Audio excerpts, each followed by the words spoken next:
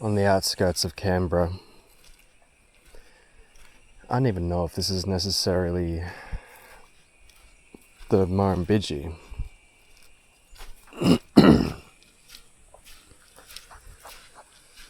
But it is lovely.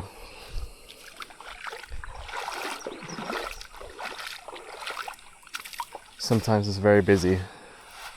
I cannot believe on this beautiful day I'm the only one here. That suits me just fine.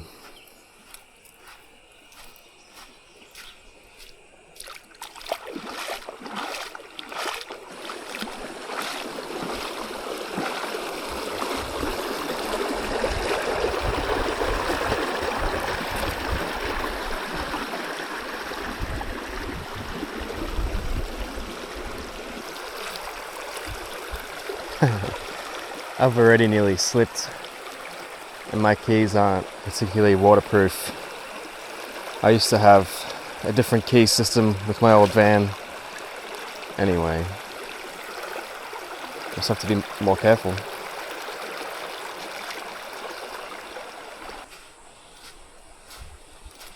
I see lots of footsteps, more than I've ever seen, although this is just the beginning of an extraordinary section of this creek.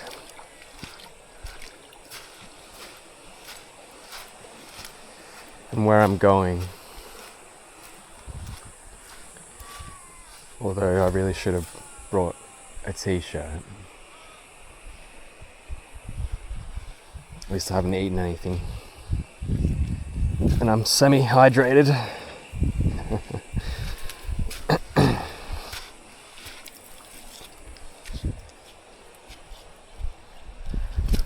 I will just have to make use of the shady spots as they present themselves.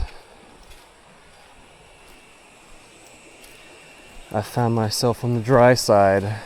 It's alright. This works its way back.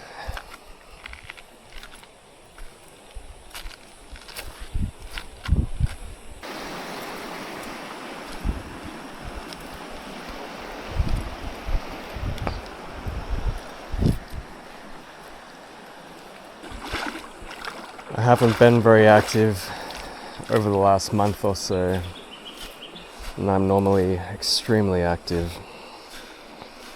And I feel how my legs have turned to jello. It's a really dangerous situation, and it's why people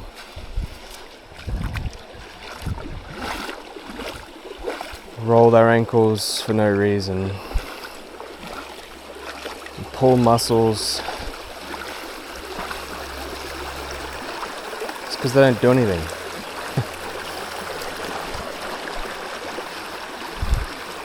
We're supposed to move our bodies. It's not that complicated. Why would we have them if we were supposed to sit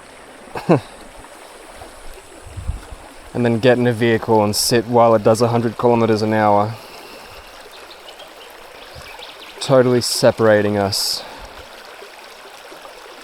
from the logistics of our experience. It makes you really numb.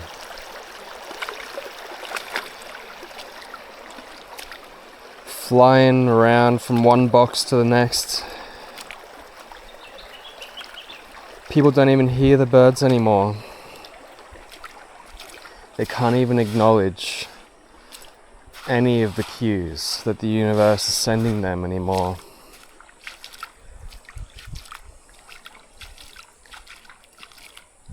Because it's just the wind, it's just a bird.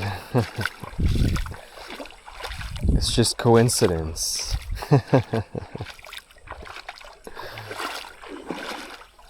What really matters to people like that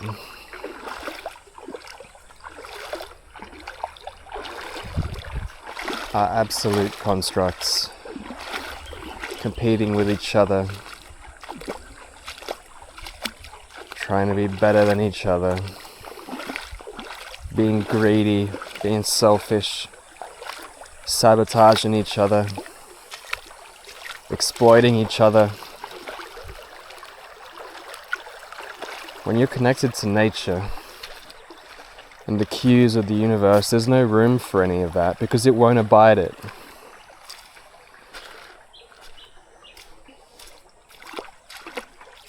And that's why neither do I.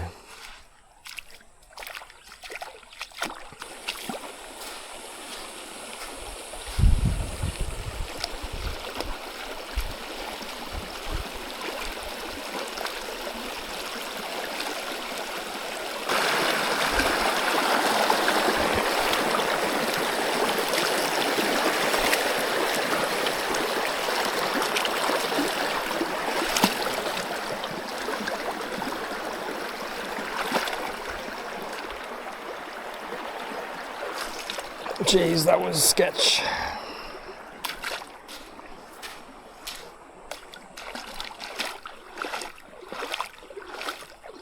Where's a beautiful moment in nature?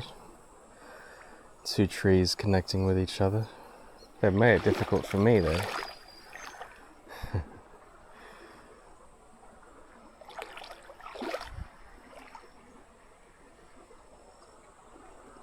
Anyway, I will just have to force my way through trees. It wasn't so bad. Well, we're moving quickly, speed running.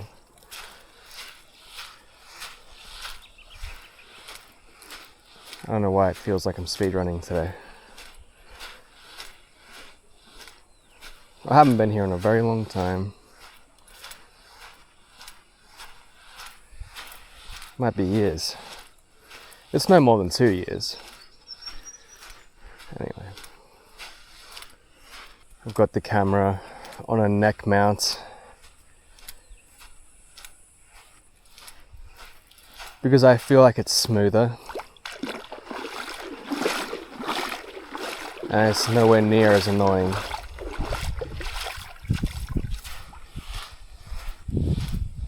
The DJI is kind of heavy as far as action cameras go,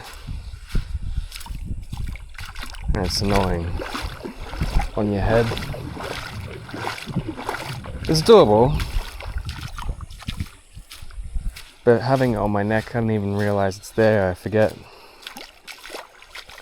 And that enables me to think with more clarity. Oh my goodness, a red-bellied black snake.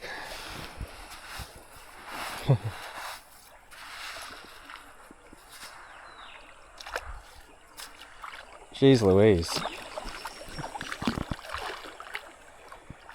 Wonder what he's thinking. It's the bubbies that don't really have a whole lot of sense. Like, why is he coming at me?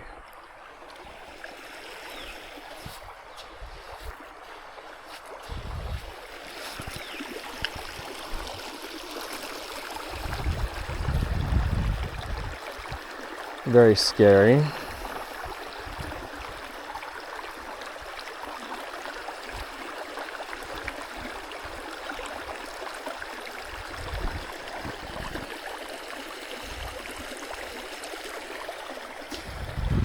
I might need to just position myself intelligently because he seems to be in a bit of shock.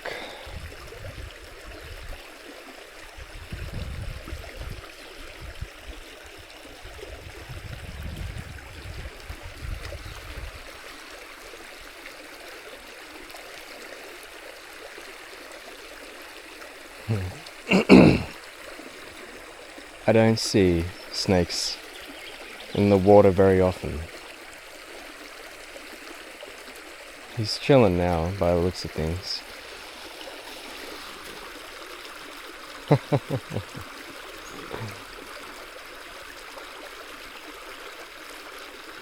Alright, we'll leave him be. You never know what's out here. You gotta be real careful just stepping around in this creek, because sometimes the timing just so happens to be unexpected. Ugh. He is... I don't know if it's gonna show up on the camera, but like digging himself into the creek.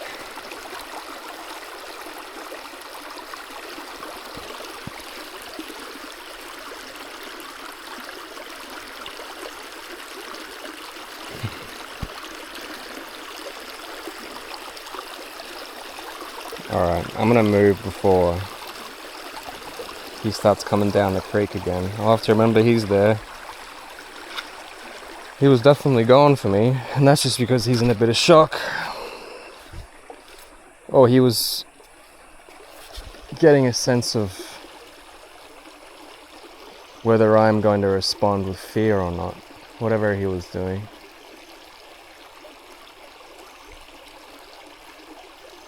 Anyway, when they're that little, it just makes sense to move on, which might sound counterintuitive, but the bubbies don't know anything yet. The big snakes know the likelihood of a human trying to mess with them is low. I've never seen a red-bellied black snake so close. And so inquisitive. Alright. You never know what's in the water. You gotta be looking down. It's very easy to get distracted.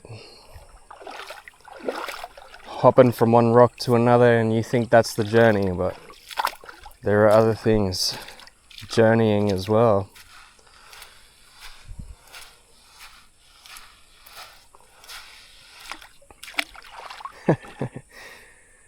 I wonder what he was doing.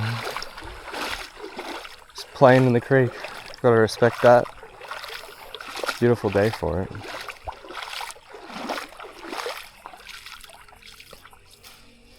That's the thing. It's like this baby snake is having a moment of fear or whatever. It's taken by a current that it wasn't expecting. And I'll just be here lying on a rock or something, as I do. With my eyes closed, totally oblivious to... Sometimes I'll be lying in the water. Totally oblivious to the fact that there's a very dangerous creature.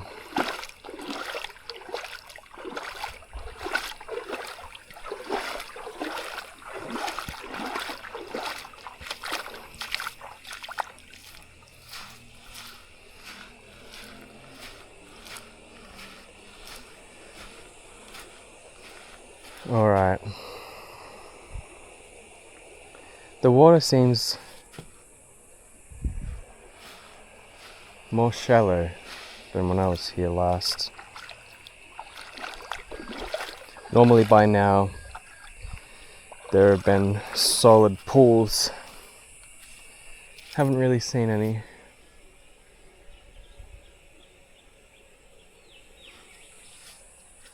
I do think this is the way that I normally go. Beautiful snake. We'll never forget each other. He would have never seen a human. Or odds are anyway. Wonder what he thought. Humans are so clearly out of place in this landscape, in any landscape on this planet. I think it's actually insane that people think humans are the product of simple evolution on this planet. Absolutely ridiculous. If that were true, we wouldn't be so sensitive to the sun. We wouldn't be so sensitive to gravity, whatever gravity is. Meaning, we wouldn't fucking burn after being in the sun for 30 minutes when it's peaking. We wouldn't be standing upright. We wouldn't be standing completely upright. Why would we be? And yes, I'm hairy, but most people aren't. So then, what are the other possibilities? Well, people have talked about it for a very long time. Ancient civilizations. Terence McKenna drew these conclusions through communicating with mushrooms. Interdimensional beings, some people refer to them as aliens. I don't know if I even believe in aliens at this point. I don't even know if there's anything outside that big blue sky. I don't even know. And that's alright, because wholly believing what you're told in a world where we're fully manipulated on every level doesn't make any sense. So I just have an open mind. I'm not wholly believing anything. The most logical thing, even if it's beyond science fiction, is where I'm going to stand, not build, if that makes sense. Oh no, I've diverged from the creek. There was definitely water here, so yeah, there's less water than I was last here. Anyway, so what I'm trying to say is it would seem like interdimensional beings impregnated monkeys or apes. And we're the product of that. Meaning we are here by intentional design. Even if they abandoned us because we didn't work out, or they abandoned us because they were finished with us, or they abandoned us because that's a part of, I just saw a tail, because that's a part of the experiment.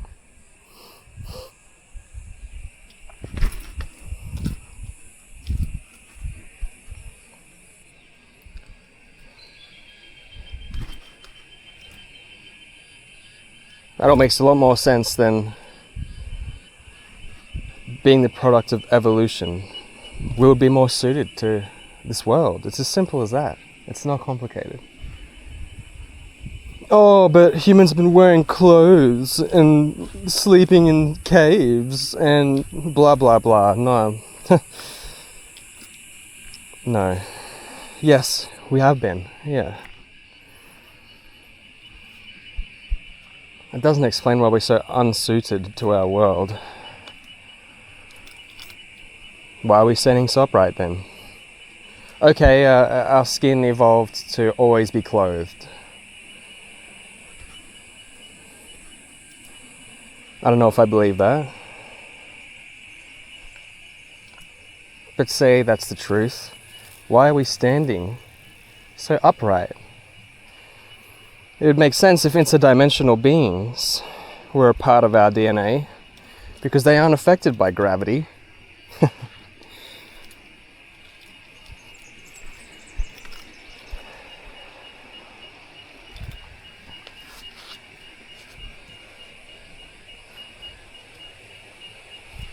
I don't know. All I know is we've been lied to so much that I don't believe anything they tell us. And people are smarter than any of us have said the same thing. Can't trust the government. Can't trust the organization. It's all business. It all exists to prevent you from knowing yourself, to prevent you from knowing your existence. And even if I've got to do it all alone, and I know I won't, I've already met people before, albeit fleetingly,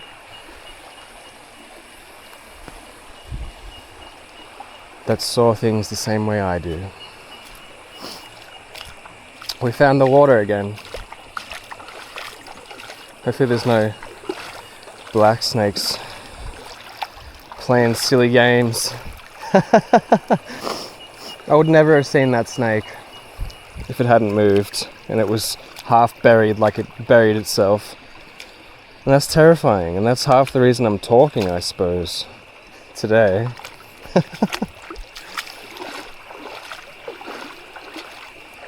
It's pretty crazy to think of the possibilities in this river, because I've really come charging through here before.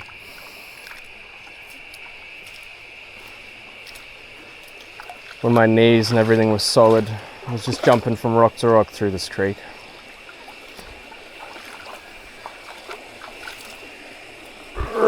my knees are coming back. They're getting stronger as we speak. This is very good for the knees.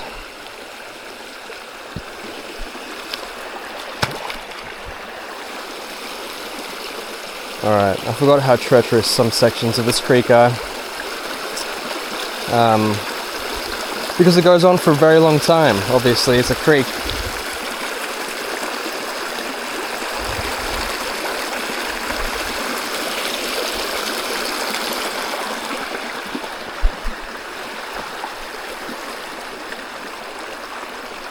And normally I actually get in to the creek further this way. Well, not normally, but anyway. Normally when I intend to go as deep as I am intending today.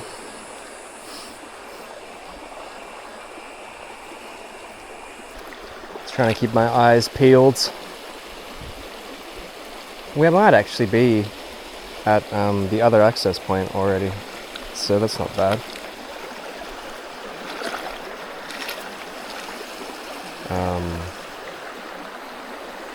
It's just a matter of trying to figure out how to get through this section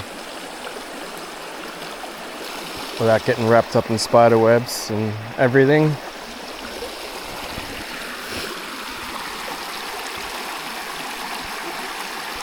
I'll have to find another way.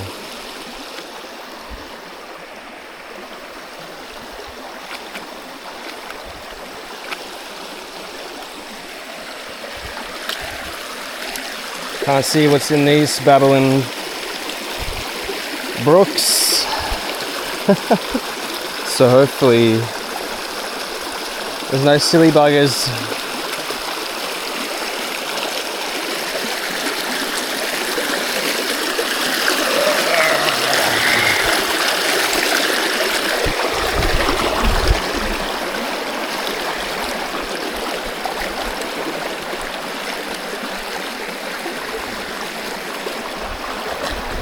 Ugh. Definitely something on my foot.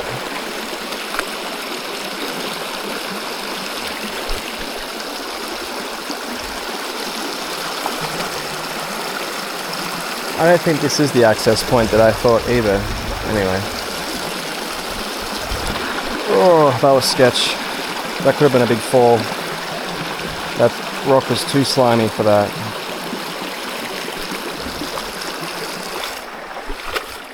Jeez. It's no wonder not many people come this far.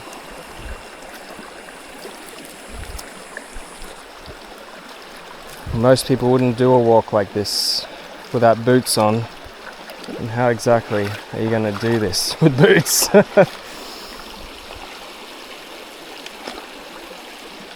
Be very uncomfortable. Is this the old access point? I can't even tell because the water is so much lower than normal. Anyway. I mean, the dams are full, so I'm kind of surprised, really.